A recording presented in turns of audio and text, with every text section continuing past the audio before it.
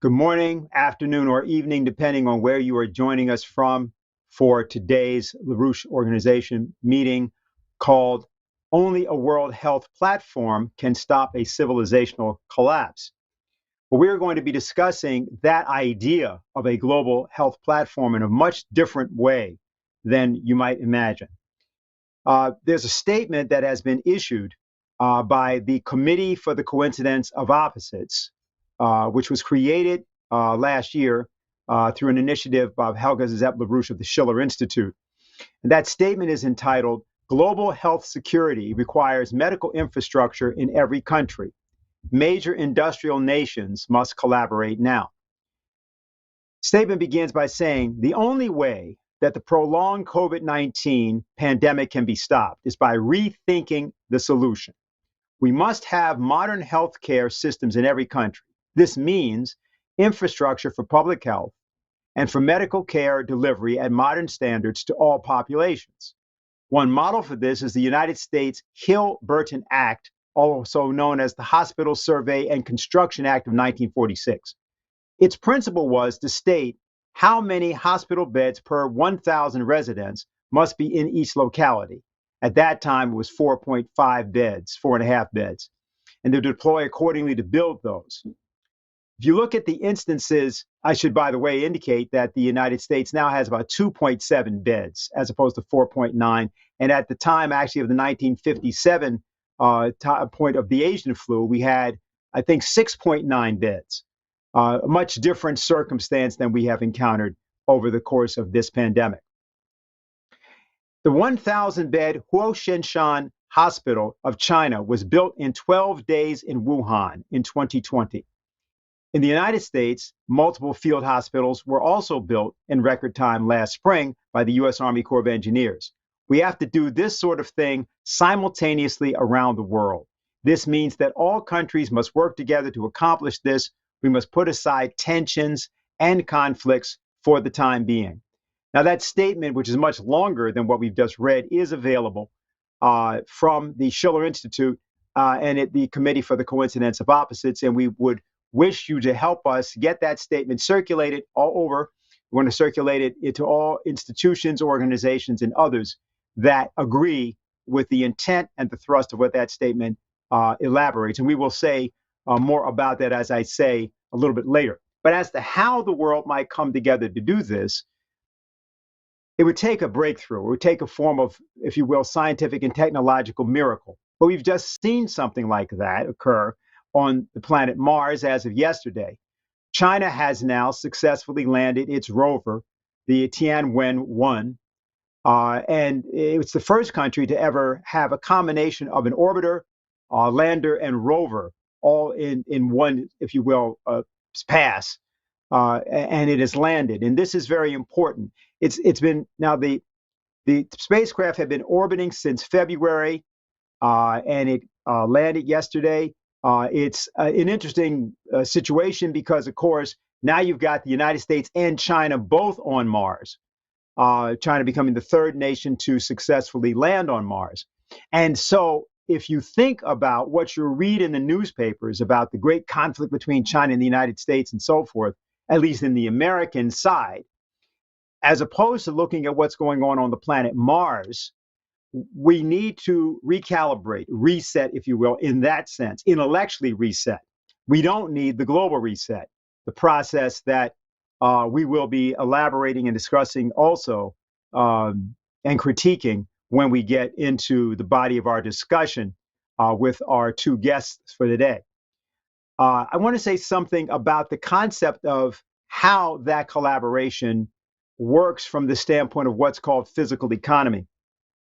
The economist and statesman Lyndon LaRouche, who passed away in February of 2019, was a co-founder of the Schiller Institute, and of course, he was the founder of the LaRouche organization, after which he's named. Now, what we want to do is to show you something that is in a bit more informal but important, and it's a short excerpt from a visit that LaRouche made to Freiburg, Germany. He explains what he's doing, and therefore we'll play it And we'll make a comment after you see this about his idea of physical economy and then begin our program.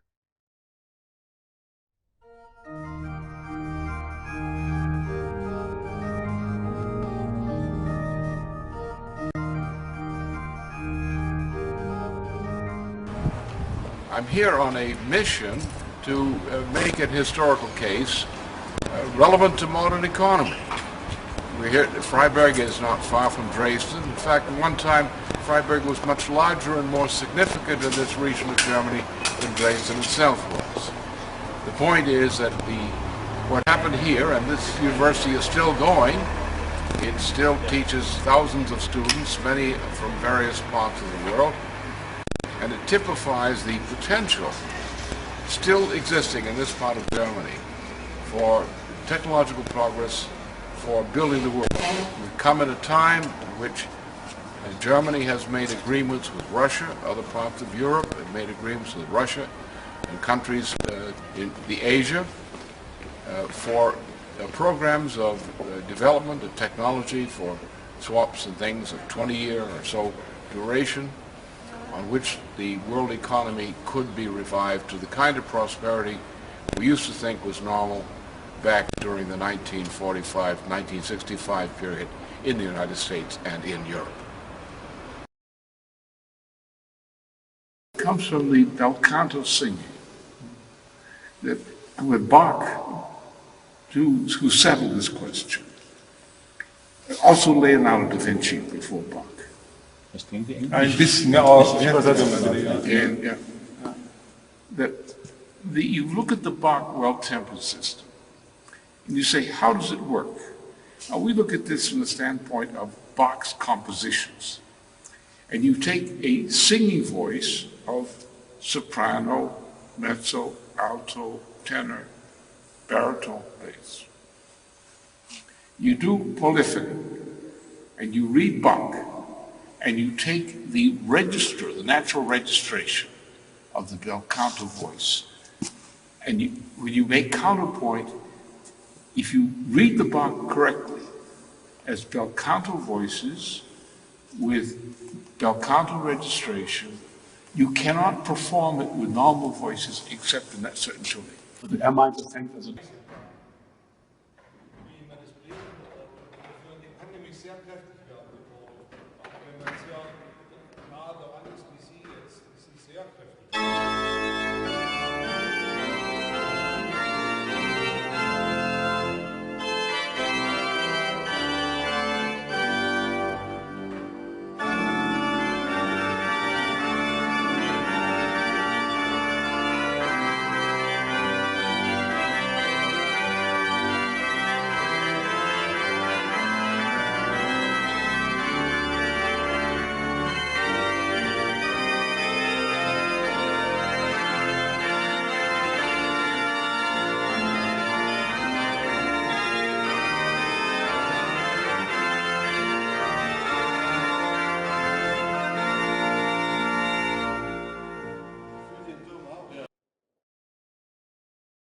We have to make a correction in the subtitling that you saw because the last word was except in that certain tuning.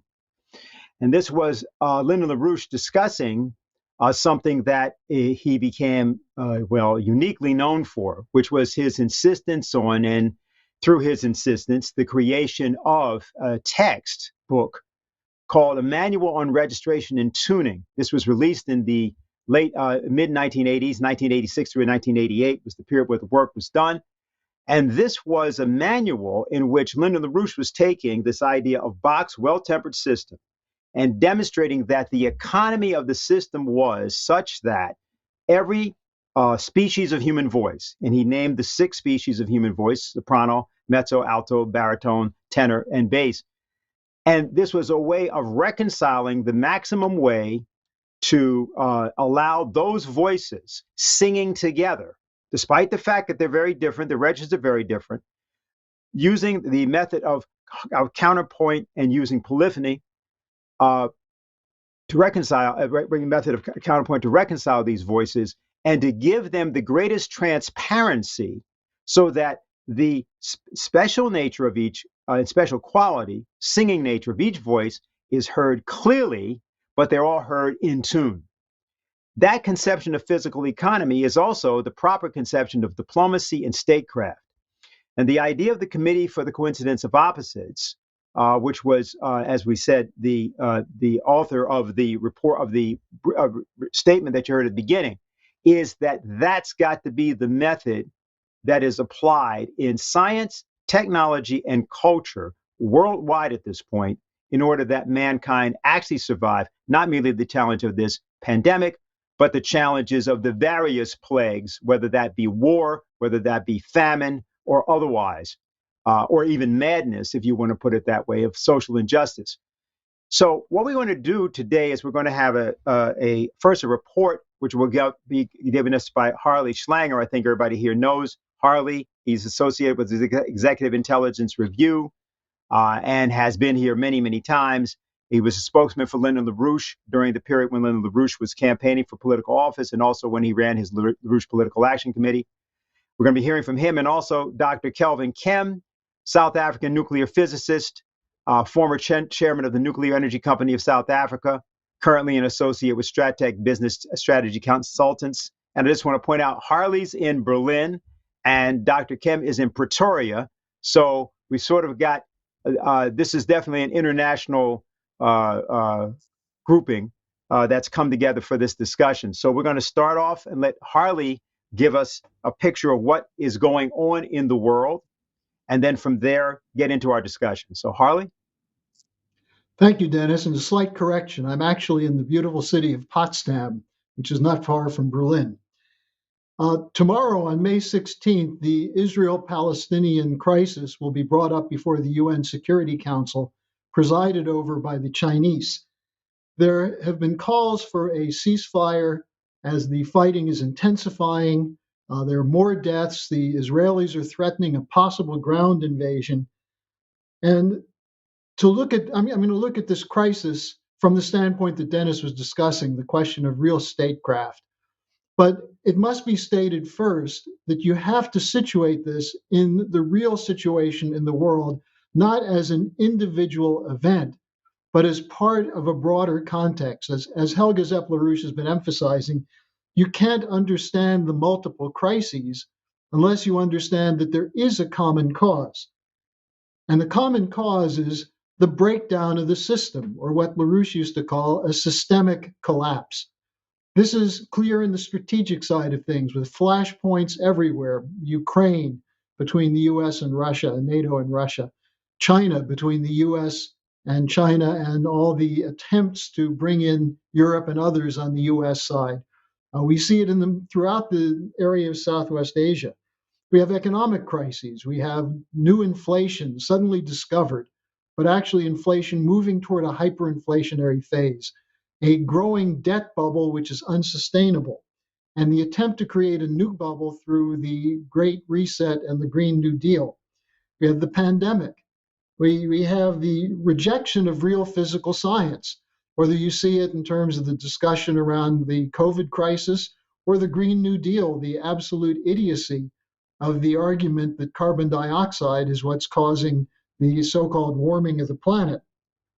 But also, as Dennis pointed to, we have a collapse of morality, because there's no longer a general acceptance of the idea that all human beings bear a certain responsibility toward each other, and that the goal of statecraft is to bring nations into coherent agreements that benefit their own people, but also take into consideration the needs of their neighbors and others. And what we see instead is a breakdown into people engaging in self-seeking, looking for a hiding place, an indifference. Now, take the situation in Southwest Asia as an example of that. You have a whole series of crises. We have the endless wars which continue. Perhaps we'll finally get out of Afghanistan, but the Pentagon doesn't really want to. We have the sanction regimes which are killing people, as they did in Iraq, but are now killing people in Iran, Syria, and Yemen. And you have now the fighting that's broken out over the attempt to evict Palestinians from their homes in the Sheikh Jarrah neighborhood of East Jerusalem. Now, to get a sense of why people are confused about these things, and perhaps maybe not the cause of indifference, but it's certainly the cause of confusion, I just want to give you an exchange that occurred between two fellows of the Atlantic Council that was published in Foreign Policy magazine about the crisis in the Middle East. These are two officials at the Scowcroft Center of the Atlantic Council, Emma Ashford and Matthew Kronig. And you just listen to the smugness, the arrogance, the coolness, which is at best a detachment from reality. Ashford started by saying, she was asked how she's doing, and she says, well, another week, another continent, another war. Kronig comes back and says, well, this caught me and many others by surprise, referring to the fighting going on between Israel and the Palestinians. It is truly tragic, but it is not the high priority agenda item that it was 2 decades ago. Then he goes on and says, that's because the US has shifted attention to the Indo-Pacific region. And now an Israeli-Palestinian crisis, quote, has become a small civil conflict in a small country. Unlike in the past, there are fewer larger geopolitical ramifications, said Kronig. And then Ashford responded to that saying, well, the Biden administration is taking a hands-off approach, which is probably right. And she says they're rightly gauging that Israel-Palestine isn't a particularly salient global issue anymore. And then Kronig responds to that by saying, well, if you have the solution, I would like to know it. And he referred at that point to the sanctions, the evictions by the Israelis of Palestinians and the expansion of the settlements in the West Bank as lawful. And of course, the citation for this goes back to Secretary of State Pompeo, who changed US law on this, because it used to be that we considered those new settlements a violation of international law. Pompeo said Israeli settlements in the West Bank are not in violation of international law. Perhaps he should listen to the presentation by Professor Hans Küchler from our conference last week about the difference between the rules-based order, which Pompeo is defending, by which we can make new rules to fit the unilateral policies of the United States and the NATO alliance, versus the actual principles of international law, which should govern these kinds of situations.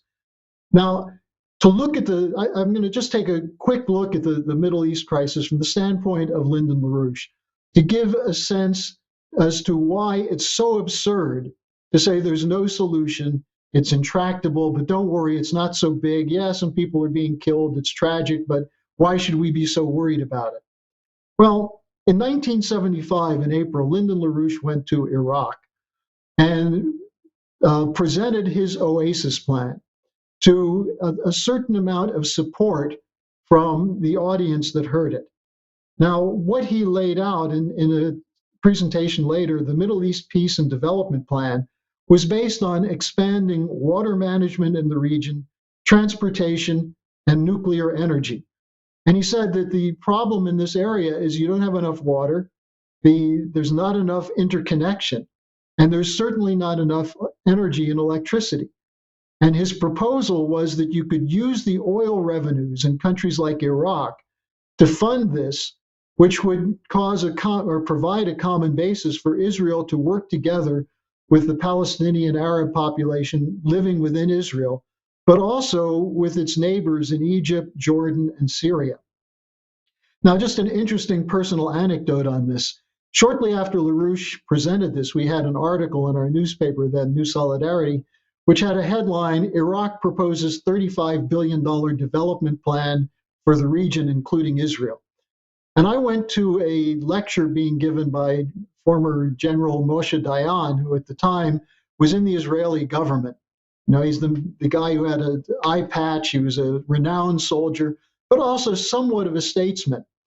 And after he spoke, and he basically gave an update on what's going on in the region, This was after the war in 1973. But after he spoke, I jumped up and I said, look, there's a proposal from Lyndon LaRouche for a Mideast oasis plan, a development plan. And I went through what Lynn had proposed. There were a few scattered boos in the audience, but Diane shocked everyone by saying, that sounds like a very reasonable proposal. I would like to see it. And foolishly, I started walking toward the front, and I was immediately intercepted by Israeli security guards. But they took the article and said they would give it to him. As it turns out, there was a great deal of interest in Israel for precisely this plan, especially from people like Moshe Dayan, and Shimon Peres. Now, this developed over time into what became the Oslo process. And this was in 1992-93 when Yitzhak Rabin became prime minister. Now, Rabin was in a very tough situation. There was a problem that was a continuing problem after the 1967 war. Just to give you a little sense of it, we hear today every day about the Iron Dome protecting Israel from incoming rockets. Well, the original proposal from Vladimir Jabotinsky, who is the forerunner for the current psychotic prime minister of Israel, Netanyahu, Jabotinsky wrote a document called On the Iron Wall. And what he said is that Jewish settlement in the Middle East could only develop under the protection of a force that is not dependent on the local population, but behind an iron wall which they, the Arabs, will be powerless to break down. And this was essentially the policy in Israel after its founding up to the present. And there are two axioms that come out of this that define Israeli policy toward the Palestinians. The political axiom is that the Palestinians have no choice but to submit to Israeli strength and authority and give up any hope of achieving statehood unless they completely submit to the Israelis. And the second is a military axiom, that any Palestinian upsurge will be crushed with an iron fist, and Israeli security forces would impose collective punishment to discourage rebellion. And this is what we're seeing going on today in the battles going on in East Jerusalem, in Gaza, and elsewhere across the country. Now, a very astute commentator on this who wrote a book on the Iron Wall named Avi Shleim, who's a historian, said that it was precisely this kind of arrogant and aggressive attitude that had provoked the uprising, referring to the Intifada, in the first place. In the end, it was the Palestinian residents of the territories themselves who demonstrated to Rabin that military force was part of the problem rather than a solution. And it became clear to Rabin, who had been an enforcer of the Iron Wall policy as the commander of the Israel Defense Forces, when he became prime minister, he underwent a change. He came to realize that this was destroying the people of Israel, that being an occupying force and treating the Palestinians as secondary citizens or as non-citizens, imposing a kind of apartheid, was not going to solve the problem, and in fact was increasing the problems. In July 1992, Rabin made a speech before the Knesset where he expounded on this. He said, security is not a tank, an aircraft, a missile, a ship. Security is also a man's education, housing, schools, the street and neighborhood, the society in which he grew up. And security is also that man's hope. Now, this led to the back-channel negotiations that went on in Oslo, which produced the Oslo Accord, which was finalized at a signing ceremony at the White House on September 13th, 1993. Here you see President Clinton, you see Rabin and Yasser Arafat, who had fought each other in battles for years, shaking hands. Now, at that event, Rabin was under enormous attack from people in Israel who said, Arafat's a terrorist, a thug, how can you shake his hand? And Rabin scoffed at that. He said, you make peace with your enemies, not with your friends. And then he directly addressed Arafat at that event with President Clinton. He said, we who have come from a land where parents bury their children, we who have fought against you, the Palestinians, we say to you today in a loud and clear voice, enough of blood and tears, enough. And that evening at the banquet, he proposed a toast, asking that they tip their glasses to those with the courage to change axioms. Now, that's the kind of thinking that was required for the Oslo Agreement to work, because the Oslo Agreement incorporated many aspects of LaRouche's oasis plan. The Oslo Agreement had an economic protocol, which was very far-reaching and included building industrial centers in the lands occupied by the Palestinians. Rather than a colonial policy of cheap labor, there was an educational policy, a job training program, skilled labor, development of machine tool sectors. This was all incorporated into the Oslo Economic Annex of the Accord. This was never realized. The World Bank stood in the way. When there was a donors conference, the International Monetary Fund said you shouldn't loan any money to the Palestinians because Arafat will steal it all. What LaRouche said in contrast is we must move the earth. Peace depends on moving the earth and getting this going. Now, what happened, as many of you know, is that a short time later, Yitzhak Rabin was assassinated on November 4th, 1995. And the Oslo plan was never fulfilled. Now, shortly after the signing ceremony, where you just saw the handshake, Lyndon LaRouche was invited to give a talk in Moscow. This was, I believe, in 1994. And he laid out his oasis plan before a grouping of Russian scientists and strategic analysts. And in it, he went through what his proposal was.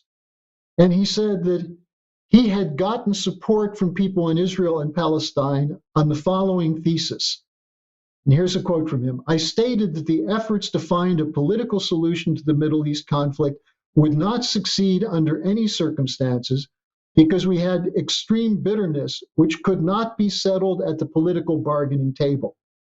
Before we can have a political solution, we have to have an economic self-interest by both parties in a political solution.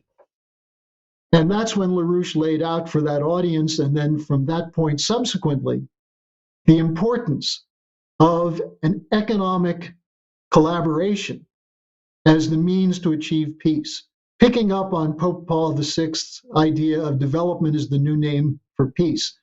But this was also in a period of time when Lyndon and Helga Zepp-LaRouche were fighting for the idea of the industrial triangle policy after the fall of the Berlin Wall and the collapse of the communist system, that instead of punitive looting policies, which ultimately were implemented under the direction of Bush, Mitterrand, and Thatcher, LaRouche proposed an open agreement to provide for economic development for the Eastern European countries and for Russia.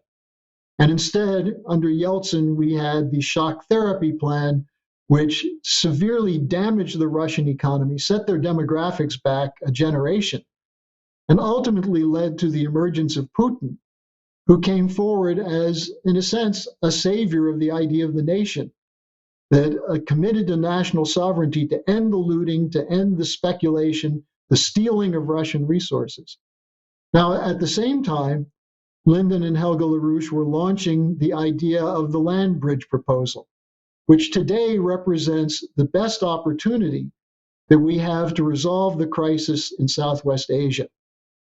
Why do you think the war hawks are so intent on regime change against Russia and China, against Putin and Xi Jinping?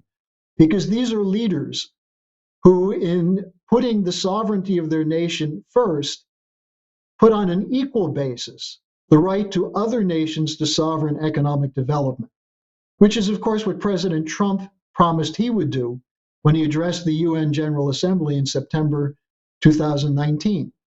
That the idea of sovereignty is not restricted to one nation as a unipolar force, but is the policy which should guide relations between nations and provide the basis for collaboration the basis for cooperation, for economic development. If you don't have that in Southwest Asia, doesn't matter if we pull troops out of Syria or Iraq or Afghanistan or anywhere else, the problems will continue because the problems are born of poverty and despair and exploitation, which are the intention of the geopolitical masters of the City of London and Wall Street as a way of keeping their control over a system which is collapsing. Now, at the end of his speech in Moscow, LaRouche made a comment which I think gets right to the heart of what we have to look at today if we're going to resolve this, not just the Palestinian crisis, but all the other flashpoints in the world, all the other economic and social crises that we face. And here's what he said. We have elevated man by making possible a society which required an education in ideas. The cruelest thing I have seen on this planet is to see a human being and looking into their eyes, expecting to find humanity reflected there, to find a person instead who has been bestialized. I'm sure all of us who were adults in the 1960s, or who were growing up in that period, would think about justice for the developing nations and providing them access to technology to solve their problems. The tendency now, instead, is to look at those faces and say, the problem is there are too many people. Dave, if you could put the last picture up. He ended his comments by saying, I would suggest that if we do not change our policy to foster in the individual a sense of his identity as a human being through access to scientific and other creativity, then we shall bring barbarism upon ourselves. Thank you. Now we're going to hear from Dr. Kelvin Kim, but I wanted to say something to, first of all, if you just joined us so that you just know what we're here talking about today, is only a World Health Platform can stop a civilizational collapse. Now, this is a derived topic from the last week's conference of the Schiller Institute, which was discussing the moral collapse of the transatlantic world cries out for a new paradigm. And in the various kinds of discussions that happened around that panel, and in what we are also presenting to you today, we see sort of two divergent pathways for the human race. You have the pathway of sort of self-inflicted tragedy of the type that Harley just documented. And then you have also the ability to rise above that, at which Harley also documented in the case of Yitzhak Rabin and what he had to say about the courage to change your axioms. Science and technology, in terms of progress, is always based on the idea of changing axioms, of discovering that there are things that can be more truly known. As Nicholas of Cusa said, though a man may think he knows, he can always find out that he can know more truly that which he thinks he knows. And that's what science does. But science has been under assault in many different ways. During the course of the conference of last week, we got a greeting from Augustinus Berkhout, who is the founder of the Clintel Group with the Netherlands, which is severely critical of the general narrative around climate change, global warming, and the so-called Great Reset. And this set into motion a kind of discussion which was only partially able to be begun at that conference or pursued. The conference had a certain very specific sort of set of things that it did accomplish. But we wanted to begin that discussion, advance that discussion more, especially since, as people have known who have been watching this program over the last weeks, we've been involved in our own campaign against the Great Reset. So we have had Dr. Kim speak to us before, but we wanted to bring him here and ask him to just give us some thoughts just about this entire process, both in terms of what he's heard from myself and Harley today, but also in terms of what needs to be done going forward, especially confronted with the, if you will, Luddite-like assault on science in the name of saving the planet, killing perhaps billions of people. So, Dr. Kemp. Evening, everybody, and thank you very much for that. I enjoyed what Harley had to say, agreeing with all of it, in fact. Now, I'll just pick up on a couple of points. I'm not giving a whole presentation, as you indicated. I'm mentioning a few things. What I find is that the world is advancing, and what happens is the front end of the technological world, or the leading countries and leading people in the leading countries, go ahead very rapidly. They get cell phone technology, internet technology, artificial intelligence, and so on and so on. So if you imagine that it starts off at some point in time, we have to go back in history now, of, say, a sphere. And the diameter of the sphere we will call delta. And the front end of the sphere is the top end of a society. I'll call them wealthier people. I mean, not just wealthy in terms of money, but wealthy in terms of lifestyle, of what's available to them, and so on. Then at the other end, you get the lower social bracket people that haven't got that advancement. There's this difference delta, which is the diameter in the case of the circle. Now you imagine a wind current flowing over that. It starts to stretch it out. And this thing goes more and more sausage-shaped. And the reason for that, in the case of the physics, of course, is that the air will cause the water to spread out if it's a sphere of water, say, in an airflow. But in society, what happens is the front end goes ahead fast, but the back end tends to stay exactly where it is. Now, I feel that here in South Africa, we can see that we have a tourism slogan here, a world in one country, and it's very much the case. We have some of the most advanced first world technologies and things going on here. We had extensive GSM cell phone technology 2 years before the United States. We had cell phone texting 2 years before the United States. When I went there on one occasion, I was in the US Senate demonstrating how text messaging worked on my phone, and they couldn't believe I could send messages to Africa, and the US didn't get it for another 2 years. So we have very leading edge technology. At the other end, we have Bushmen or sand people that live in places like the Kalahari Desert who don't know the earth is round. They don't know an ocean exists. Now, if you look in National Geographic magazines, for example, you'll find at times they glorify the Indians living in the Amazon, and they are told people, don't disturb them, let them live their lifestyle. There's great merit in that. So there are places where they say, look, leave the people alone, the Bedouins, if they want to cross the desert on their camels, if Eskimos want to live in igloos, leave them alone. That's their lifestyle. I don't know what one must really do about that, but what you find is that the trailing end, so to speak, stays fixed.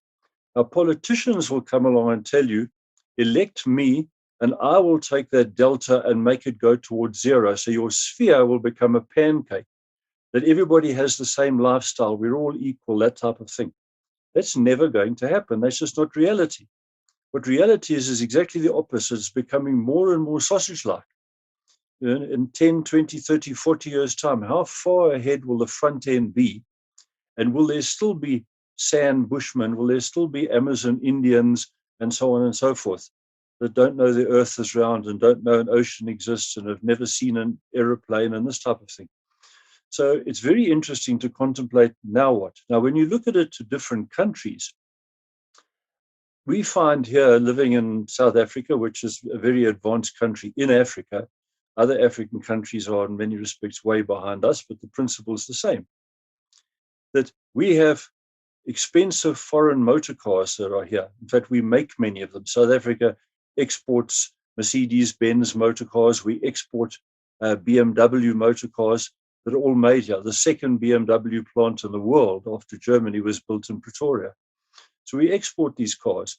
But many of the spare parts we're obliged to buy from the mother countries at huge prices. We're paying their worker prices, we're paying their prices after foreign exchange and so on. And as Harley said about the development is a key to peace. Now, what you find is that numbers of the car parts are made here. There's agreements on this. Then you can buy them at a reasonable price. Certain others are imported. Now, the imported one might not be a complex one. It might just be a rubber hose. But for some reason, there's not enough of them made here to make it worthwhile. And then you find that that rubber hose will cost hugely more than the one that's made locally. So you find there becomes a sort of a technological colonialism that exists. And I know that business is there to make a profit, and the objective is to make a profit. But as was also referred to earlier, in colonial days, the objective was to use cheap labor in the colonial countries, come and take things like iron ore, take the iron ore back to the mother country like the UK, process it into knives and forks, and then sell the knives and forks back to countries like us. And that looked like good business if you were British at the time. And so they discouraged the technology coming into a country like South Africa because they didn't want us making our own knives and forks with our own iron and our own chromium and our own other materials to turn into stainless steel and so on. They wanted to dominate the market. Now, that sort of thinking somehow must change. That can't carry on. It's got to be that people can come and buy things from us. It obviously happens to a large degree, but not enough. I would like to feel I'm speaking on behalf of many people in South Africa and Africa in general. I say, we don't want foreign aid. We don't want people to come and give us foreign aid. What tends to happen is that somebody arrives with foreign aid and they say, here's the foreign aid. And then it turns out that there's a clause in there that 90% of the foreign aid must be spent on the country that gave it to you in the first place. They don't come and just give you some money. And even if they do come and give money, we don't want the money. We want them to come here and buy things from us. If the US wants to help South Africa, come here and place an order for $10 million a year, wooden furniture manufactured here, exported to the United States. Don't come and give donations for something or other and so on, and then force us to buy very expensive parts for this and force us to become technological slaves. The wind and solar and the global warming that was mentioned by Harley as well. I'm one of the scientists that believes there is no anthropogenic carbon dioxide leading to the global warming. What you're seeing is natural and it's linked to the magnetic field variations of the sun. But what has happened is that the psychology of this thing has got to the point where all sorts of African countries are effectively being bullied into putting wind and solar plants in. And yet the conditions are completely different. We have hundreds and thousands of kilometers of dirt roads. Here is huge in comparison to Europe. Here, 400 or 500 kilometers between one town and an industrial area or something is not uncommon.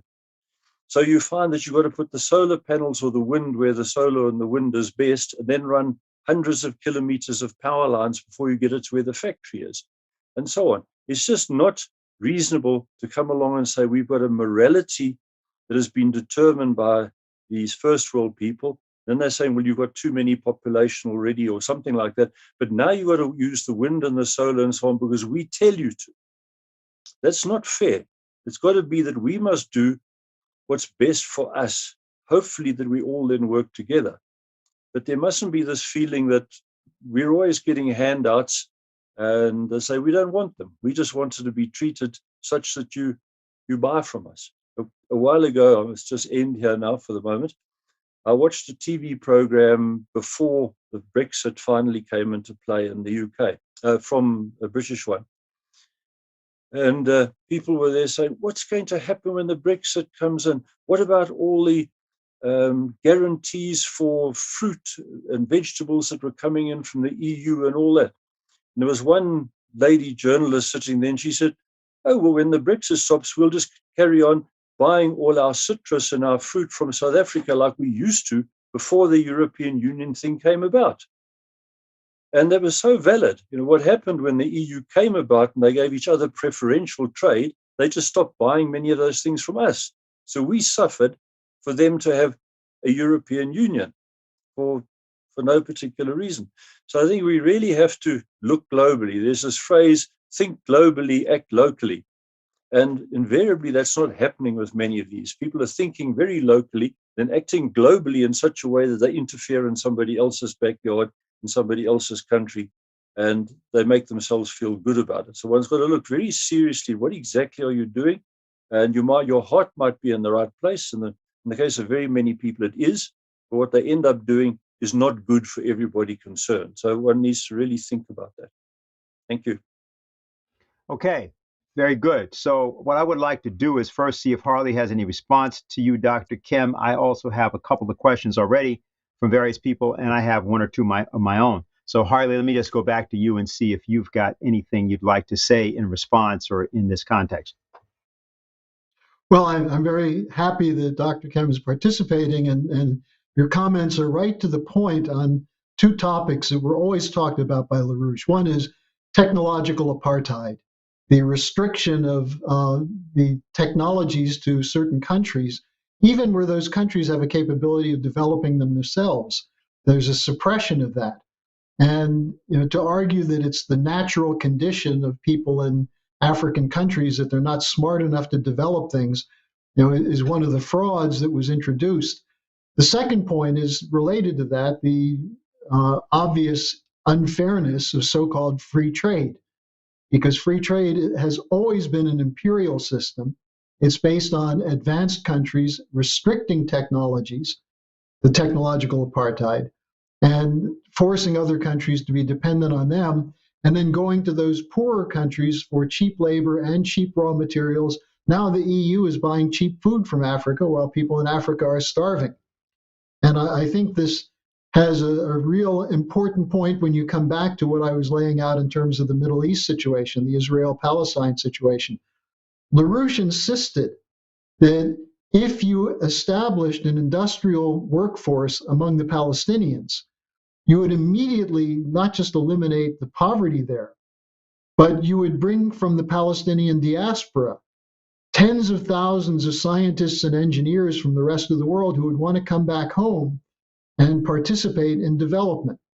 Now, we see the same thing with Syria, where you have refugees by this brutal civil war forced from their homes, and people are blaming the Syrian refugees when they go to Europe, or they blame the refugees from poor African countries when they try to escape from civil war and so on.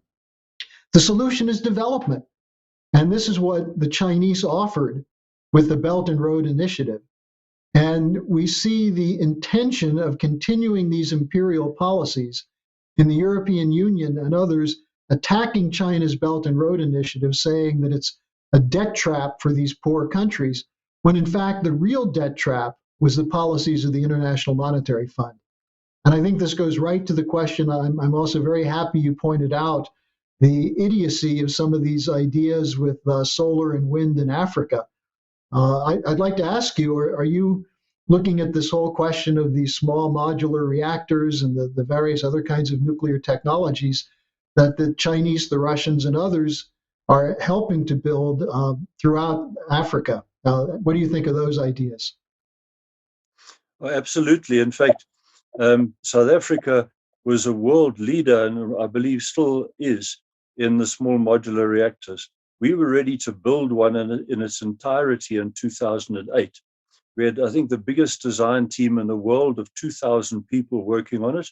And it had been developed for over 10 years by that time. And we were ready to go. And unfortunately, in 2008, a couple of things happened here. One is the Wall Street subprime mortgage drama that affected us, because some of the big US banks that had undertaken to underwrite some of the things we were doing all of a sudden evaporated. And the other thing is that we had a change of government over the following year, and the new government came in, and while it was finding its feet, they put the reactor program on hold. It was never actually cancelled, but the effect was to cancel it, and it dropped down from there to basically sitting on and idling. Meantime, private individuals, of which I'm part of the group, in fact, independently went and developed another reactor called the HTMR 100. The first one was called the PBMR, the Pebble Bed Modular Reactor. And that reactor has also been very much developed now, ready to go ahead and to build. And I'm very glad you mentioned that, Harley, because something like that, a small nuclear reactor, which can be put, say, near a mining town, because the mining town is obviously where the minerals are. So in some of these big countries, the mining town can be hundreds of kilometers away from where the electricity supply is. So you can put a small modular reactor of 100, 200, 300 megawatts, that sort of size, instead of 2,000 megawatts, which is the size of a of a smallish conventional power station going up to 4,000 megawatts.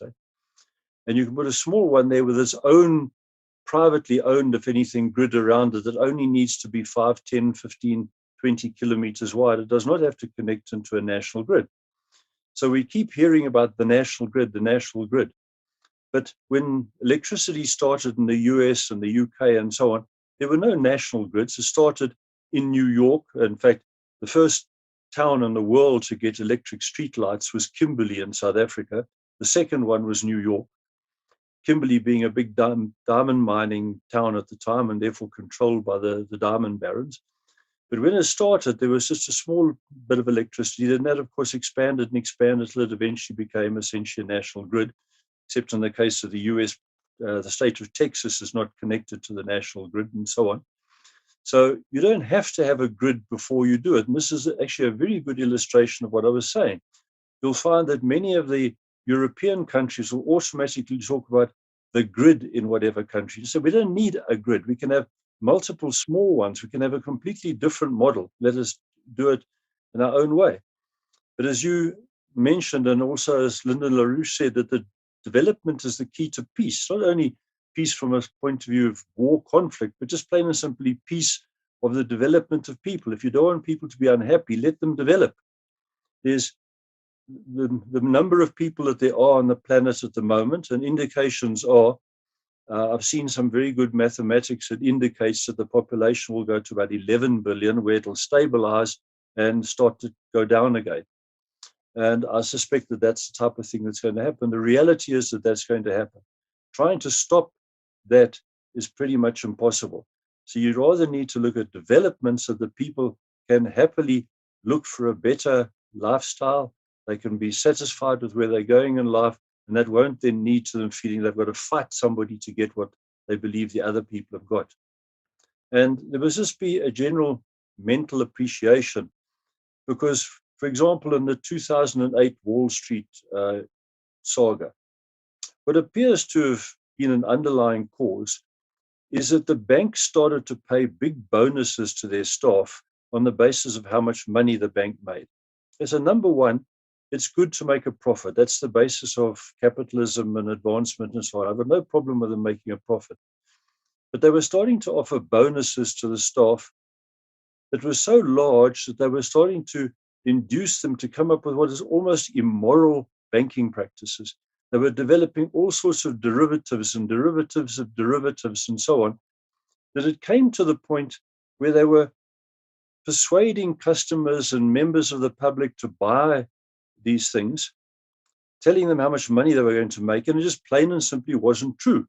But if there were large sales on the books, the bankers were getting big bonuses. So it became almost crooked to the point of being criminal, when a lot of the banks now were taking their customers and the public for a ride. Now that was happening there, and that had then a ripple effect across the world. That type of chasing after the profits must be done because that's what business does, but not to the point of being immoral and keeping a large part of the world and a large part of society effectively in slavery because of the few very big barons that are running the show like that. Something has got to change with that equation. There's something wrong there.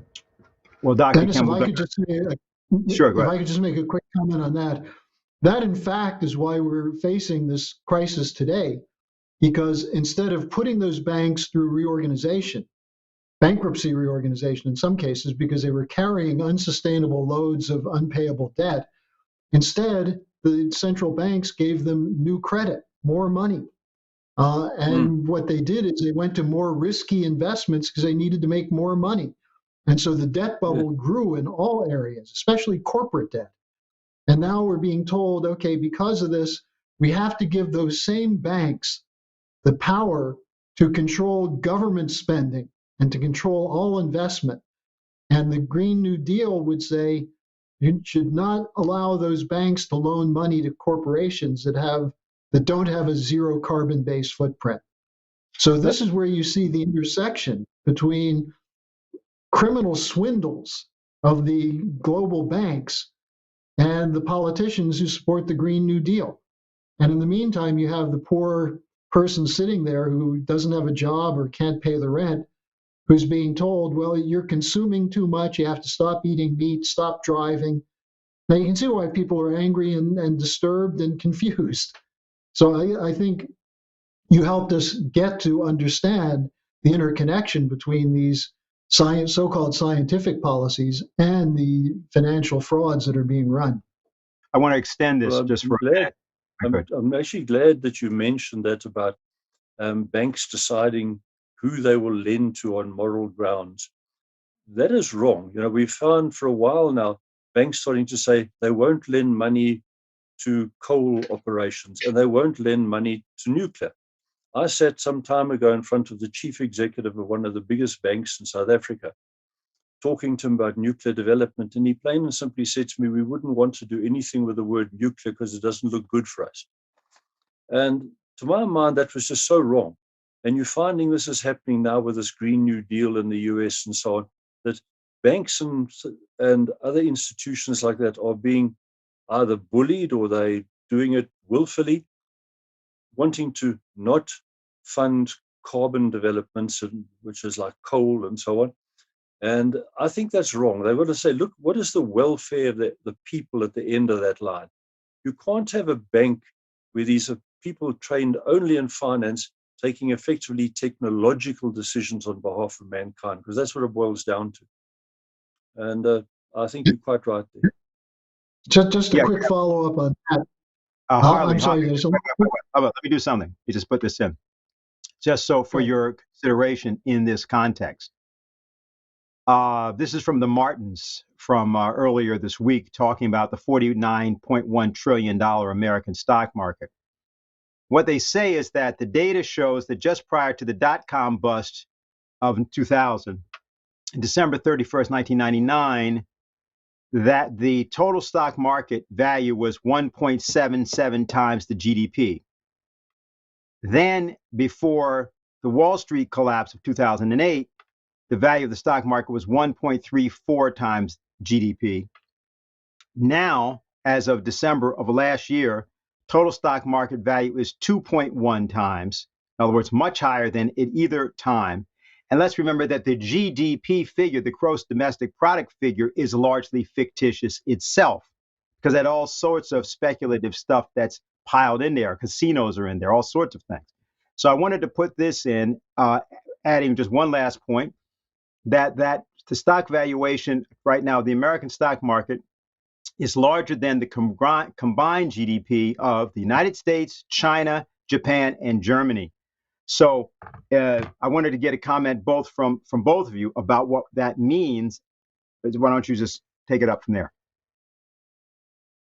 What I was going to say in response to what Dr. Kim said is that Reuters had an article, or I'm sorry, CNBC the other day said the Federal Reserve is, quote, following in the footsteps of the Bank of England, which is more aggressively integrating climate change risks into the regulatory framework.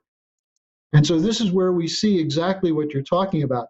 As they're about to go bankrupt because of this, what you just reported, Dennis, from the Martins report, what they're doing is trying to build a new bubble, a green bubble, which doesn't solve any of the problems because we don't need inefficient energy sources. That's not a solution. We don't need a new bubble, but they're talking about creating a $30 to $50 trillion bubble between central bank lending and equity funds. And so you see how they're integrating this into the whole climate change fight. And I saw a headline on Bloomberg Green the other day, I think I shared it with you, which shows the extent to which they're going to criminalize what we used to consider normal behavior. The headline was, meat is the new coal, that it's going to be considered morally wrong to eat meat, and it already is in some circles. So this is how they're trying to affect behavior changes for the sake of protecting financial bubbles and fake science. Dr. Kemp? Very much. There's this word wealth that is used. Now, to my mind, that is part of the problem, that the word wealth is used without saying what exactly is it. wealth is not just lots of money. If you're a Wall Street banker and you get more money, immediately with that money, they want to go and do something with it, like buy a bigger house, buy their yacht, buy another motor car, whatever the case might be. The wealth is the things at the end of it. It's not the actual money. Now, when you're living in a village in Africa somewhere, the wealth can be that a railway line is now built from your village to somewhere else so that you can travel there by train and no longer have to walk many kilometers down a dirt road and then try and hitch a ride on the back of a truck or something like that. So, when you say bringing wealth, one mustn't just think of loads of cash. One must think of what are the items there, and how do they develop? As Lyndon LaRouche said there, that development leads to peace. And you say, what do they need? And if they need to burn coal or they need to eat meat or whatever the case might be, have a look at that and say, how can we maintain the state of peaceful development by allowing them to develop? Not saying, well, you must do it our way, and that thinking the wealth is only money, but they can be denied meat and denied a railway line and denied this and denied that, as long as they've got some cash to go and buy a new TV set or something. So these things must be thought out really on a global scale, and not just from people sitting in the big cities of the leading edge of the world. One thing we did, I believe we have a map. I just wanted to bring that up so that people, and you can comment on this map, Dr. Kim. It's a map of Africa. And it shows a series of countries inside of there. I think you can see that India is sitting in there, China is sitting in there, the United States is there, France, Spain, Germany. Correct. And many others, right? Could you comment?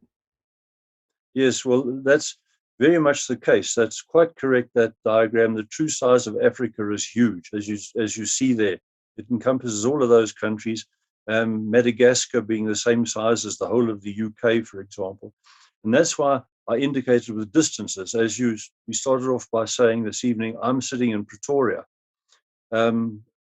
which is the capital city of South Africa. Down at the bottom of South Africa is Cape Town. And that's where a nuclear reactor is, the most southerly nuclear power station in the world, actually. But the distance from me to Cape Town is the same distance as Rome to London. And what's happening at the moment is with South Africa's electricity, most of our electricity by far is coming from big coal fields that are further northeast of me. So the distance of the coal down to Cape Town, for example, is far, the coal power. The nuclear power station down there supplies about 50% of the power to that Western Cape region at the bottom, but the other 50% comes from the coal fields. Now, when I was in London on occasion, I said to people there, how would you feel if half of London's electricity is being drawn from Rome? Oh, we would never allow that. That's far too risky. We couldn't do a thing like that. But we do it. And, we've developed power lines. We have the highest voltage, highest altitude power lines in the world here, 765,000 volt power lines to transport this electricity, those distances of over 1,000 kilometers. But we must be able to decide that we want to build big dams, because the water cycle here, we have 5-year droughts. So we have to build dams that will hold water for 5 years. We've got these long distances. Us and Zimbabwe and Zambia and Rwanda and Senegal, and each country like this must be able to, with its own self-confidence, look at its own conditions and say, what must we do to develop our people so we can stay in a peaceful frame of mind with others? We mustn't be doing electricity developments, wind and solar, because we're being instructed to do so by some foreign country who's using a bank to put an arm lock on you that they won't give you money if you don't do as they say, because it's in their moral interest. That's the sort of thing that one has to sit and really carefully think about. And I emphasize there are many people doing this because they feel their heart is in the right place, but the results are wrong. There are others that are doing it for very malicious reasons, but most of the people are not being malicious. They're just plain and simply misguided, so they need to understand. Harley, any comment? No, I think the last point you made is very important, that we often assume that people who are supporters of the Green New Deal are just crazy, or I mean, I really think that there are a lot of people who are confused, are desperate, and what they need is more discussion. I mean, more dialogue. This kind of back and forth is very important because it doesn't really happen that often, especially now in lockdown times and so on. So to naturally assume that somebody is an opponent of yours and an enemy is really somewhat pretentious. Very often, it's lack of understanding of the issues that are being discussed. And what LaRouche always emphasized is that you have to give freedom for people to reach their own conclusions. But where they're wrong, don't hesitate to tell them they're wrong and show them where they made the mistake. Okay, we have quite true. We have a question from. Carry on. Well, go ahead, Dennis. Okay, we have a question from one of our people in New York City. They ask, how can create a bigger cooperation in nuclear energy modernization with Russia and China when Russia helped build many, it says, Russia built many nuclear power stations during the Soviet era, many are still working. So it's a sort of a general question about both cooperation and the state of the nuclear programs of the various nations as well. Well, what I've noticed the last about 2 years is there's been a significant pro-nuclear swing in the world. It was a lot worse over 2 years ago. But part of what has done it has been this wind and solar. There's been such an acceleration, that's my opinion, there's been such an acceleration in some of the wind and solar. Then you see this story of the severe storm in Texas of a while ago and so on, that when the wind and solar has been shown to not work anywhere near as well as was claimed, you can't get away from the fact that there's no sunlight at night, and the wind you only get when the wind blows. So that is a really big problem to overcome. And people are now starting to realize that this is not as easy as was made out. And so people have sat and thought a lot more. Now they're starting to think, they say, maybe the nuclear is not such a bad idea after all. So if anything, a lot of the pro-nuclear sentiment that is coming about now, journalists are writing about it in a way that they weren't a matter of a year or so ago. So I see a significant positive move. Now, one thing I'll say too about nuclear is that it's essentially a very collaborative worldwide club. The nuclear people are very aware that nuclear can kill you. Of course it can. So can military ammunition. If you're standing in a military ammunition store and you do it professionally handling artillery shells, it's perfectly safe if you obey the rules. If you start hitting artillery shells with a hammer, you must expect trouble. The same with a dynamite store at a mine. The same with pharmaceuticals. There's enough poisonous pharmaceuticals in what you call a drugstore in America, a pharmacy, to kill many people if you don't handle them professionally. The same with nuclear radiation. If you do something idiotic with nuclear radiation, you can kill people. If you do it professionally, it's perfectly safe. And because nuclear people know this, there's a worldwide club, so to speak, through organizations like the International Atomic Energy Agency, the World Nuclear Association based in London, and various others, where everybody watches everybody. And if somebody steps out of line, they say, wait a minute, you mustn't do that. There's agreements signed and so on. We have various inspection teams that move around. So it's far more safe and far more well controlled than many people believe. Now, you mentioned Russia and China. Russia and China have been advancing with nuclear very rapidly. In fact, I believe they're going ahead much faster than anywhere in the Western world now.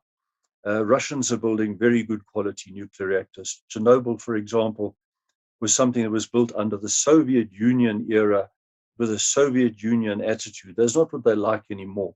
They're also progressing into a more market type economy and so on, having come out of that communistic era. But they've gone ahead a lot because they believe a lot in the science of what their scientists are telling them. And I think they know they're not as under the thumb of some of the international green extremists as some of the smaller countries around the world are. So in the nuclear field, they're advancing very rapidly. It's my belief that in years to come, the whole world will run on nuclear effectively only. I think in a century's time, or maybe half a century's time, history teachers in school will tell children in class, you know what, Back in the 1800s, there was an era when they went from horse-drawn transport in New York and London and that, and there were these motor cars that came about, and this whole era of motorized transport came about in the early 1900s and went. And then at the beginning of the 2000s, the nuclear was now starting to take over. And as the next 20, 30, 40 years passed, nuclear came, and people say, you mean they really used coal and they really did these strange things back then, like they did with the horses and so on? So I think we're in one of those transitional phases now, like the wooden ships that went to the Far East, giving way to steam and metal ships and so on. We're busy in that phase now where the world will become nuclear. Earlier, it was mentioned about the Chinese craft landing on Mars. And of course, the SpaceX, Elon Musk rockets are being ready to go to Mars in the not too distant future. There'll be a Mars base there soon. How do you think they're going to power it? I believe that the way they're going to power any Mars base is going to be nuclear power. You can build nuclear reactors here, small modular reactors, in fact, even smaller than that, micro reactors, like a Lego set. So you take the parts and you take it all up there and you put them together. And of course, there's no radiation involved until you put the nuclear fuel in it. So you can build the entire nuclear reactor in the way you would build anything else with spanners and however they're going to do it when they do construction on Mars, but it'll be a modular assembly arrangement. And then you can fuel it with nuclear. So you only need to refuel it every couple of years, that type of thing. So there's absolutely no doubt in my mind that the nuclear is the future. And coming back to about development being the pathway to peace and so on, virtually every African country right now today can go nuclear by going the path of a small modular reactor. It'll be far better for them to aim to do that. Within a few years, these reactors will be available. We can put them in, we can interlink them in such a way that we can monitor reactor pressures and reactor temperatures, pump pressures, and so on and so forth, with using the internet and so on. And it's far more conducive to development in African countries than believing that huge solar arrays and banks of wind turbines are going to industrially advance the countries. It's not going to happen. So there's nothing about nuclear as only for the most advanced first world countries, not at all. A small modular reactor can quite easily be run by a small group of people, few professionals involved, other types of staff, just like an aeroplane. An aeroplane has the two qualified pilots, but the air hostesses and the other stewards on board and so on don't have to know how to fly the aeroplane. They've just got to do their job according to the rules properly. Same with a nuclear reactor. There's a small core of people who know exactly how to run the reactor. There are a number of technicians and people that look after it the way they're trained, if they train correctly, which they will be, and reactors can be built anywhere. So it's going to spread all over the world. I think we have actually a diagram of the pebble bed reactor we're going to put up here in just a minute. I guess I was already there. But I wanted you to say something about South Africa actually was pioneering this design.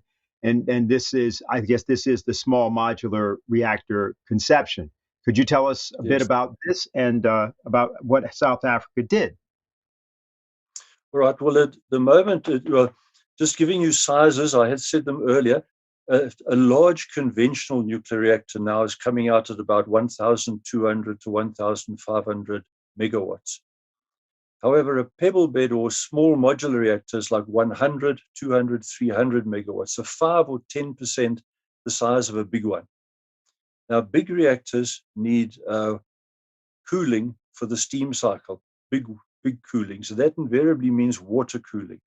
So you'll find big reactors are typically placed on coastlines so they can use the seawater for cooling, or on big lakes like Lake Baikal in Russia where they can use that water. But countries like South Africa that are very dry generally, we have here a lot of minerals, we have a lot of things which we export. We don't have much inland water.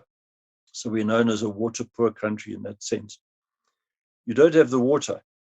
So now small modular reactors for a start are much smaller, but then secondly, when we started building it in the 1990s, started designing it in the 1990s, we said, right, there must not be a water requirement for cooling purposes.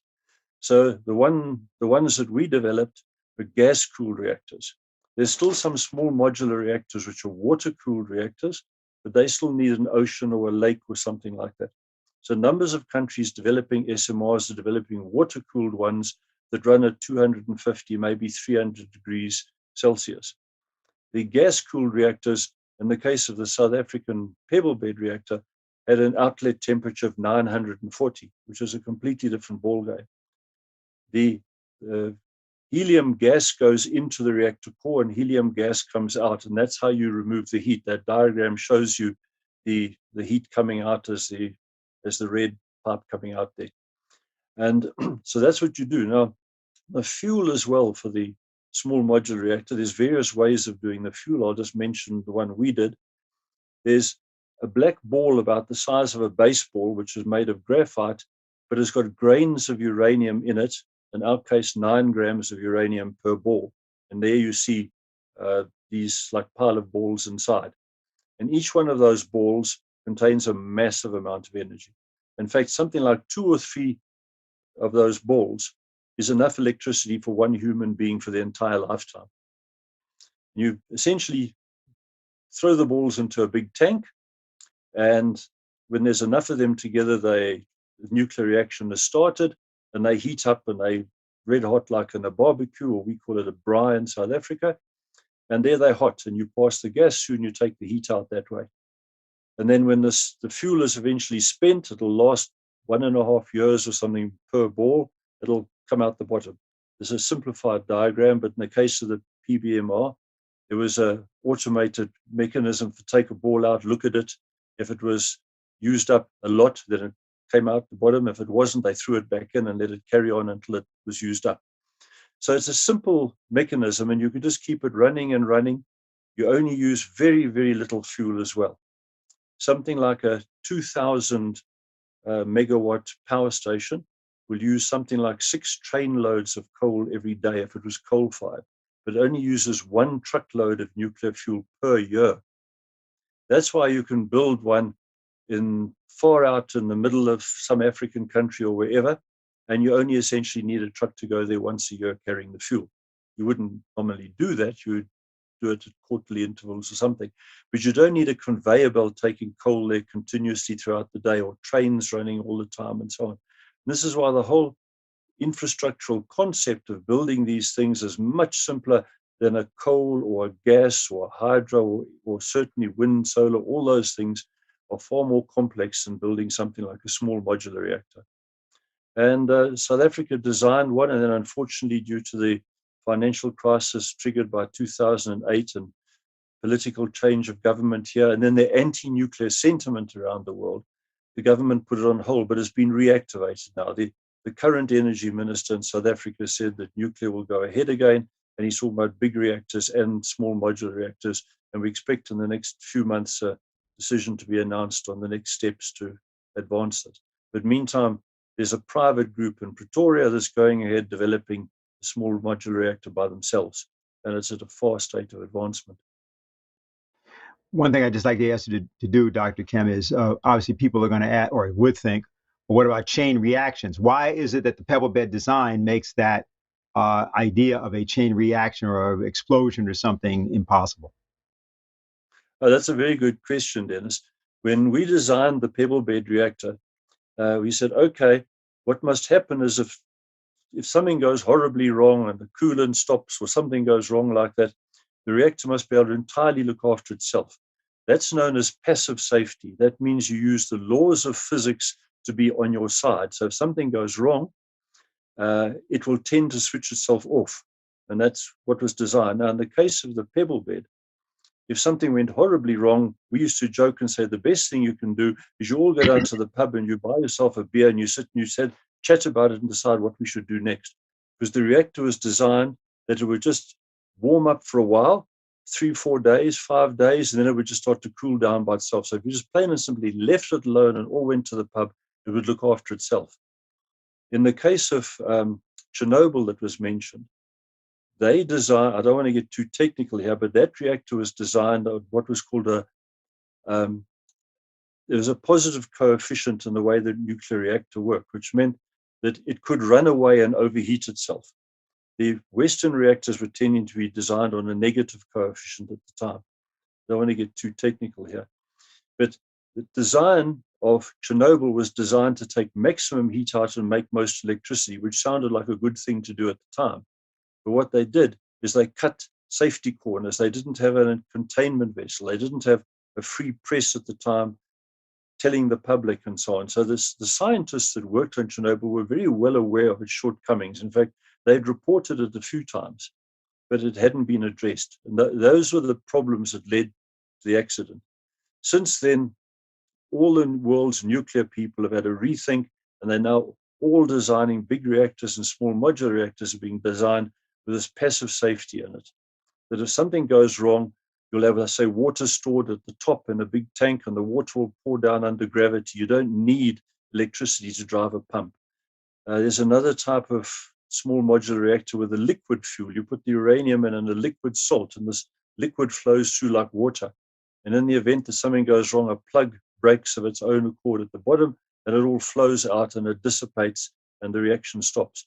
So that all that type of passive safety is being built into reactors now. It's not the case that nuclear reactors haven't advanced since the 1970s. Not at all. They're vastly different now than they were then. And that's a common misconception, that there's been big advances in solar and wind and so on, which there have been, but no advance in nuclear. That's not true. There have been big advances in nuclear. Okay. Harley, I have a question for you, but I just wanted to know if you have anything you want to say at this point in terms of what you've just heard. No, I'm just listening with interest. Okay. All right. Well, there have been 2 or 3 people that have asked. Well, I'll take one formulation, which comes from Greg. And what he's asking is, he heard what you said about Rabin and Arafat and Oslo. He's aware of that. But the situation presently there, are there any forces that have anything like or remotely like that kind of conception? Because we're looking at Netanyahu. He's not sure what there is on the side of the Palestinians. And so I guess he's sort of basically asking, all right, are we at a complete impasse there at this point? Or is there something also that people can do or should be thinking about in terms of how that situation would be addressed? I think also people were concerned about the religious side, because, of course, that's where it's a sacred city for Christians, Jews, and Muslims. Well, I think you can start by saying that the situation in the Middle East that most people think is a religious warfare between Muslims, Jews, and to some extent Christians is a falsehood. Yes, there have been historic battles between the various religions, but there have also been periods of peace and cooperation. The current problem stems from the British Empire moving in the 19th century. As the Ottoman Empire was collapsing, it was collapsing for almost 100 years, but the British decided that they had to move in to prevent the Russians from moving in, and perhaps the Habsburgs from moving in. And so they developed what became the modern version of divide and conquer with geopolitics. And this was, one way to look at this is the way the British manipulated the situation around the creation of Saudi Arabia. On the one side, you had Lawrence of Arabia that was going in to work on the side of Sharif Hussein, who was the sheriff of Mecca and Medina. And then you had Kim Philby's father, a British intelligence agent, sent in to work with the Saud tribe. And the British decided the Saud tribe was a better force for British intervention. And so they banished the Hussein family to Jerusalem, gave them control over the city there, but gave the Ibn Saud family control over the Arabian Peninsula. Now, at the same time, they ran the whole Zionist operation. And this is really important because there's so much mythology around what is Zionism. Essentially, there's nothing in the Jewish tradition which provides that the state of Israel belongs only to Jews.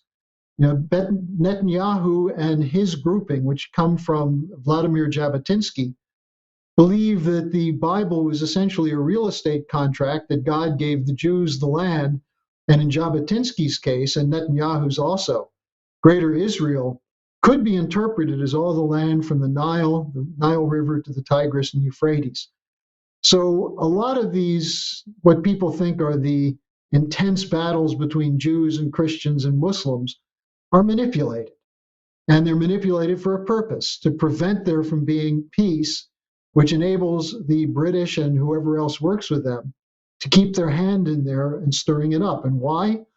Because they didn't want the connection. If you look at Southwest Asia, it's the bridge between Asia, Eurasia, Europe, and Africa. And that's one of the reasons LaRouche emphasizes the importance of transportation. Now, in terms of Greg's question, we don't know at this point. It doesn't look as though there's another Rabin in Israel. Remember, Rabin was a very fierce supporter of this iron wall policy. When the Intifada first came out, he was assigned the role of leading the troops to crush it. And he didn't want to be shooting a lot of Palestinian youth. So he told the troops, break their bones, do it away from the cameras. But he became aware that this was not only devastating the possibility of peace with Palestinians, but it was also demoralizing the Israelis. It was an immoral policy. As his wife said, he realized that the Jews should not have control over other people, that the Israelis should not take other people as colonial subjects. And so he shifted, he changed. The fact that he changed should give us hope that perhaps someone else could do that. Now, the problem is within Israel, you have a bunch of parties, some of which are extreme religious parties, some of which are extremely secular parties. There's no consensus. And in the Arab world as well, look, the Palestinians have been used at times by the Saudis and others. The Palestinians are split between the more secular Arafat wing and the religious wing, Hamas, and so on. This is why you can't solve it, as Lynn said, politically from within. However, had the Oslo process been able to play out, had it not been blocked by the bankers and by not by negative forces from the United States and Europe, had there actually been a willingness to carry out the development policies, it could have worked. Now today, where do you have that option? It comes from China. The Chinese have ideas about extending the Belt and Road Initiative into Southwest Asia as part of a reconstruction, which is necessary in Syria and Iraq, Afghanistan. Now, China can't do it all alone. But what would happen if the European Union countries or some of the individual countries in Europe acknowledged that the so-called refugee crisis was caused by the wars that NATO was involved in, and they stopped those wars and instead joined with China in reconstruction? Could we find then forces emerging among the Palestinians and among the Israelis?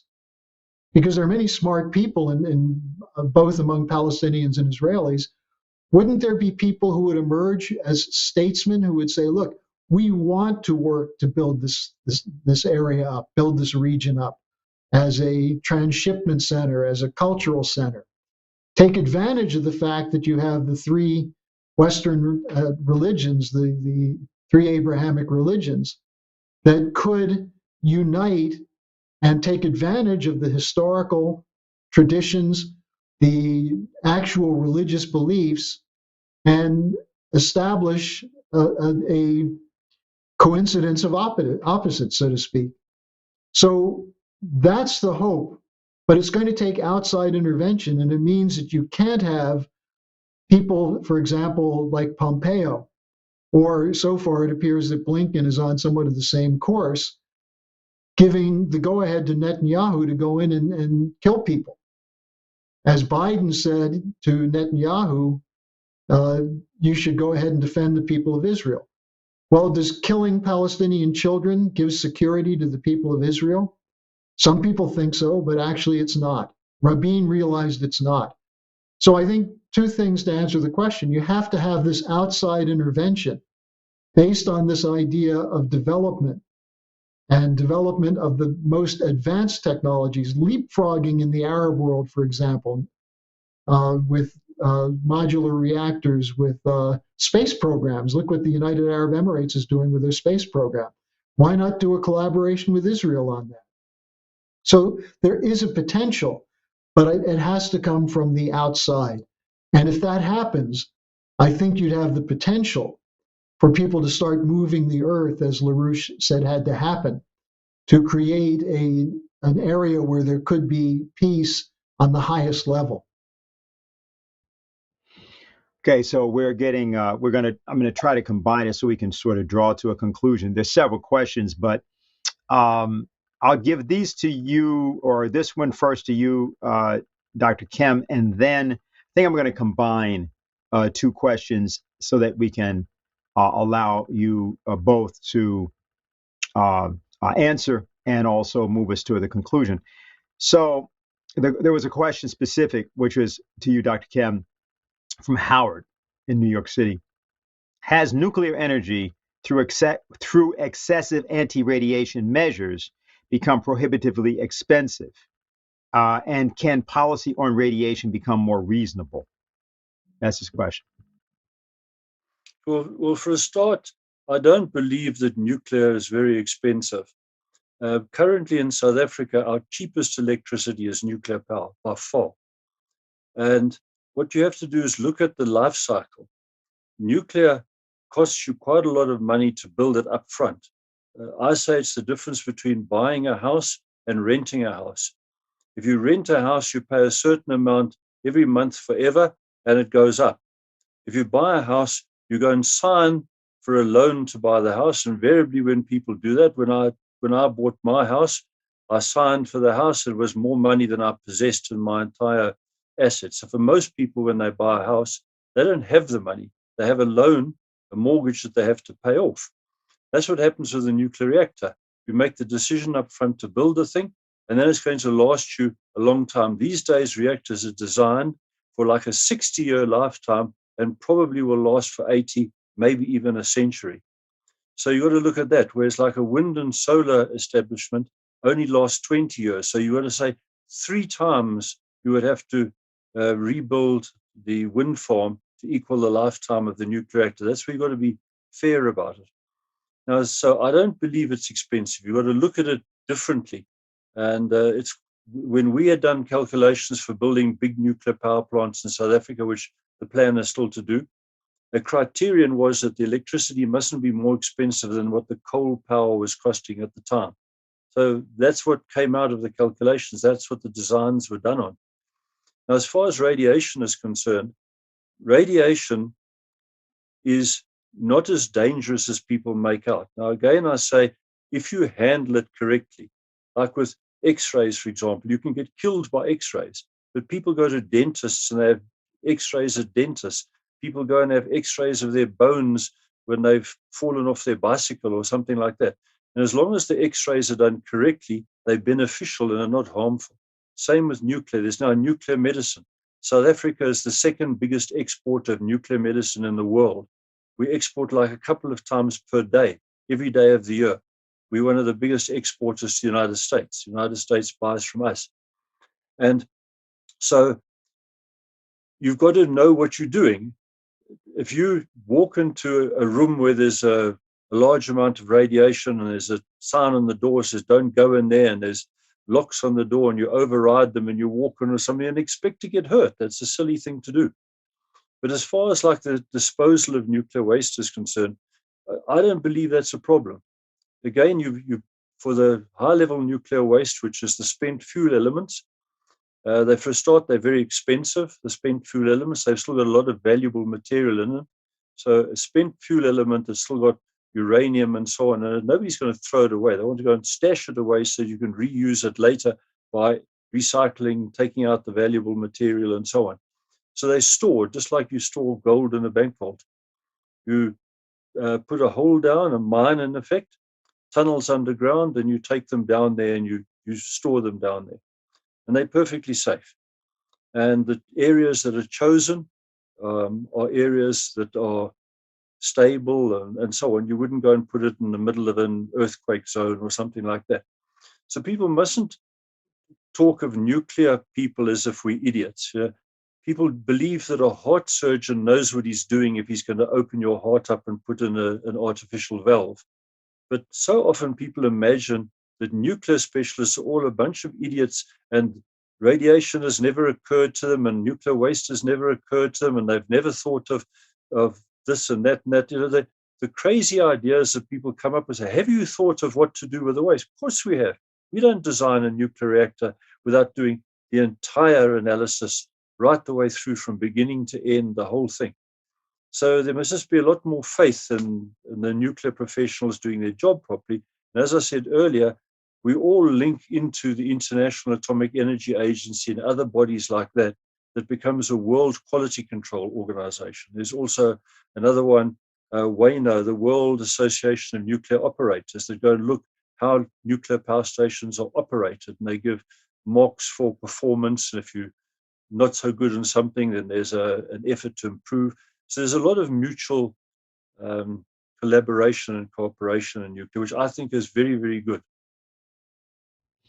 Okay, so what we're going to do here is there's a question which provides kind of the basis to begin to actually conclude, and I'm going to ask you to address it, but broaden it a bit. So here's what the question is, and then I'm going to add something on.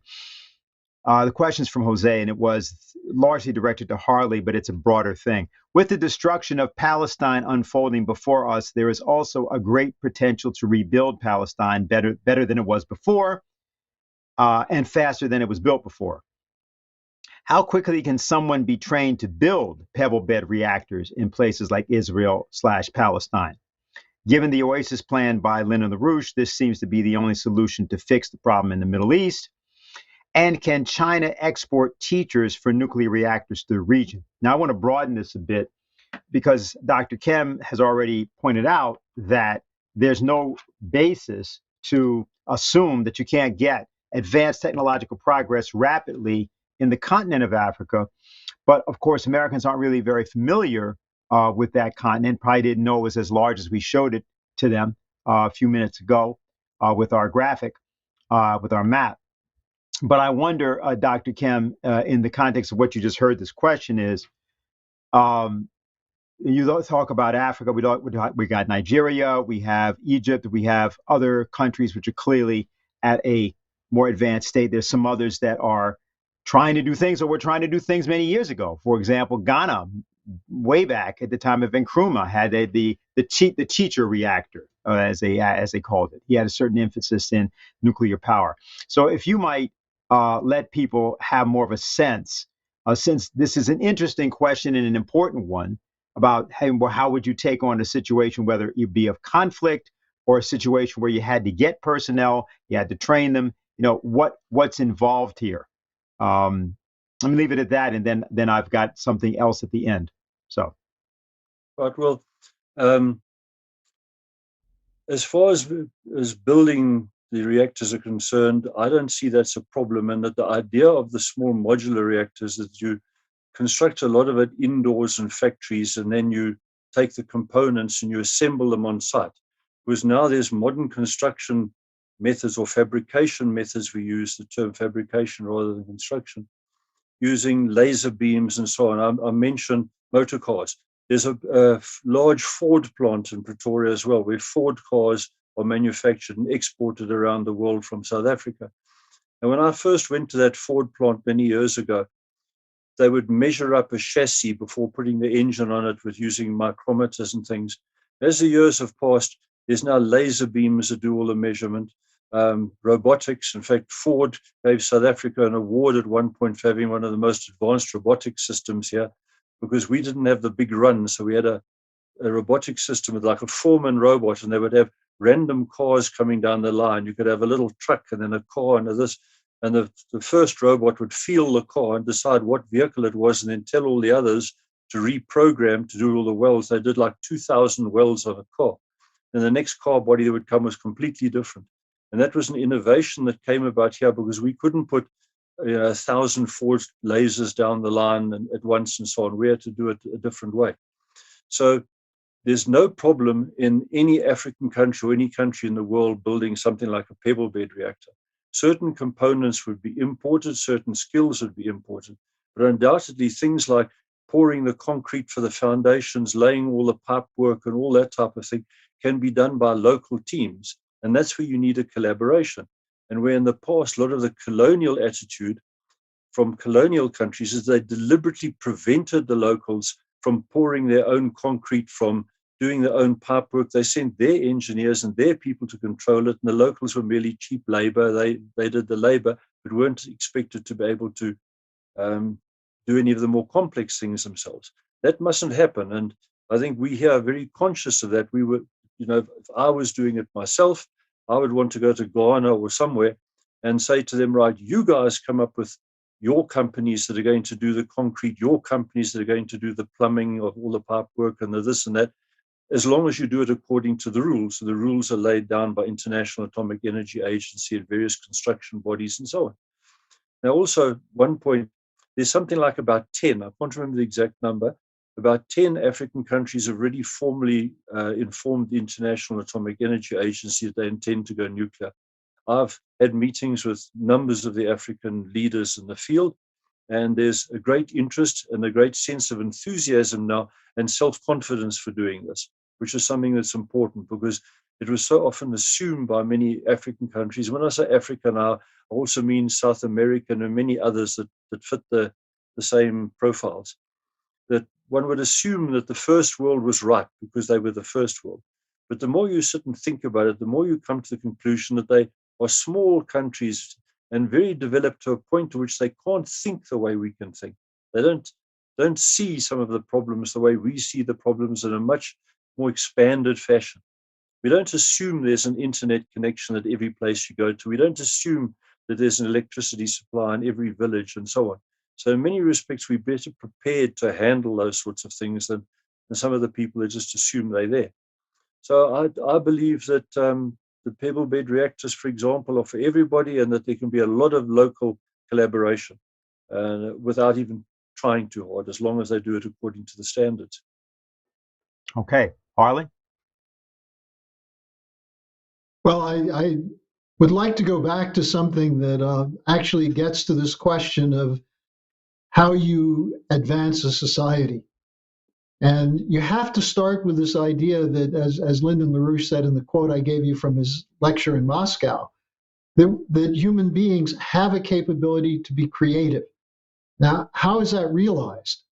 Well, if you treat people as slaves or as lesser human beings, don't expect them to make discoveries. You may have the unique individual who does, who rises from adversity. But if you submit societies to crushing pressure, where they don't have food, they don't have adequate housing, where they don't have medical care, they don't have jobs, then you can't expect them to take on the work requirements of a modern society. But go back to what happened in the United States in the Great Depression, what Franklin Roosevelt did with his programs, including the great development projects like the Tennessee Valley Authority. I don't know how many of our viewers have been through Tennessee, but I was there in the 60s and 70s where you still had pockets of poverty, but you could see the advances that were made by the work that was done with the TVA. And the Tennessee Valley Authority was not just about dams. They established a world-class fertilizer center there. They also had the Manhattan Project, the nuclear project at Oak Ridge. And you had improvement in the schools where you went from extremely low literacy to very high literacy. Now, we've seen that happen in countries like Cuba. We've seen that happen in China, where people who had been through, in some cases, a century of oppression were able to rise up, were able to take advantage of the opportunities to break from the colonial control. And I just want to go back to this quote from Rabin for a second, because I think he understood this, and you can see it in the way he addressed it when he was speaking to the Knesset in July 1992 about the question of security, because in Israel, security is the real issue for many, many people. Will their homes be destroyed by terrorist bombs or knife-wielding assassins? And so what Rabin said is that it's a mistake to believe that security depends on military power. He said security is not a tank, an aircraft, a missile ship. Security is also a man's education, housing, schools, the street and neighborhood, the society in which he grew up. And security is also that man's hope. If you can give hope to children that they will be able to not only escape the poverty, but create a just society that has plenty to provide for the needs of everyone, then you'll see dramatic changes in the ability to assimilate new technologies. And I think that's the more compelling issue here. Why we need to have a cultural renaissance, not simply, we're not talking just about machines or science and technology, but a cultural renaissance in which people realize that their security depends on their ability to take into their hearts the sorrows and the tragedies of other people who have been victims of an injustice and work with them to create a better world. And I think that's one of the most profound ideas that Helga Zepp-LaRouche has brought to the Schiller Institute. And I think this gets at the question of how do you generate in a population a desire to overcome the ills of poverty and poor education and lack of literacy and unawareness of culture. And I think that that's the way we have to approach this question if we're going to create a civilization which will not be destroyed. Well, you've taken us into an area that allows me to just say one thing, and I'm going to ask, again, both of you, you just made me think of something. This week, on May 11th, Minister Louis Farrakhan of the Nation of Islam, generally known notoriously as a firebrand and a radical and all these other things, the way that people talk about him, performed on the violin the Beethoven violin concerto opus 61 in D. And this was a performance that he had actually done in 2002. It had some technical problems that it had to be presented, but he presented this on his 88th birthday. And it's received an extraordinary response in tens of thousands of people who've never had any interest in classical music have taken a look at the performance. And I bring it up in part because this idea of a sudden, unexpected blow for reason coming from some place where no one would expect it is sort of a metaphor for exactly what I think is the best about the human race. At the beginning of the show, we showed the discussion that Lyndon LaRouche was having with the organist at Freiburg, Germany. And they got into a discussion. We only could show that little part of it. But the discussion was about organ construction. Remember that Bach was not just a great composer and a great instrumentalist and a great singer, but he built organs. So he knew them literally from the inside out. And what had happened with his design of the well-tempered system, what LaRouche was asserting had happened, was that Bach looked at the array of all voices, the species of voices in humanity, and he figured out a way to create a system in which you could get a tuning of the voices one to another, but you could create a composition that would allow for the maximum transparency, which means clarity, which means that is the ability to utilizing the different characteristics of these different voices to actually create the most clear pathway to expressing an idea. Now, there's something that I think gets interesting when you look at both the space technology question or the advanced technology questions around nuclear, or the kind of thing, Harley, that you referenced concerning Rabin and Arafat, and Clinton also in this regard, that you're talking about doing things at the frontiers of human knowledge or at the frontiers of human expectation.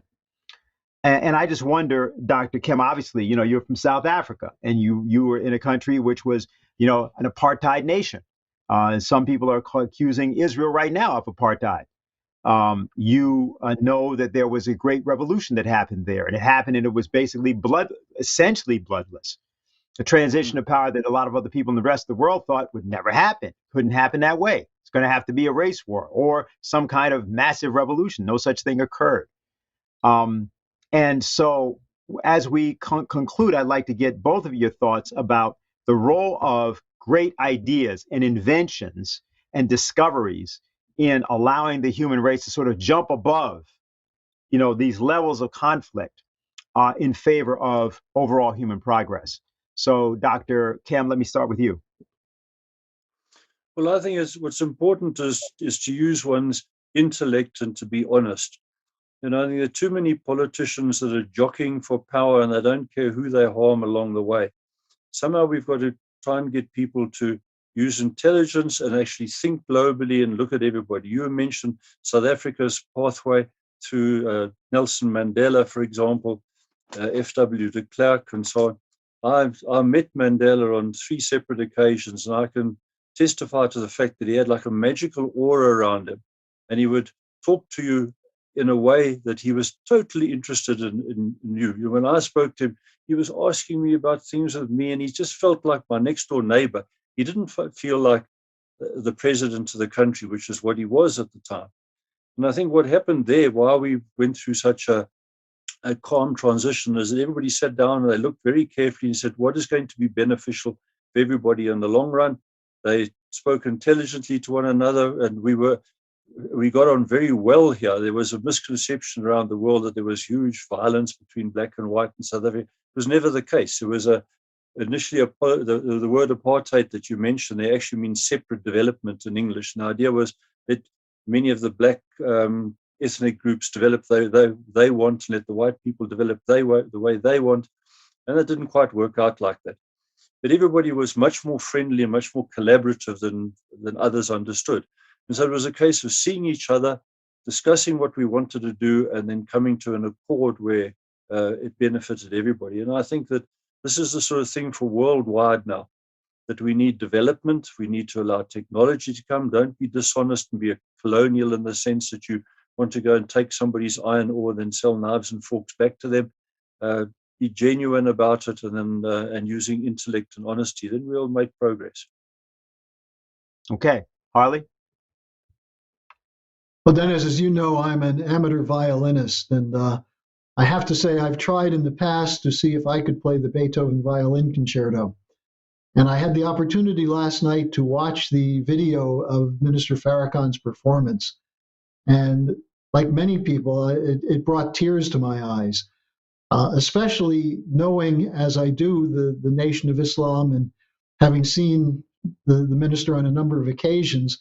What came out in his violin playing, as it had also with the Mendelssohn Violin Concerto, which he did, was a quality of love expressed through a musical instrument.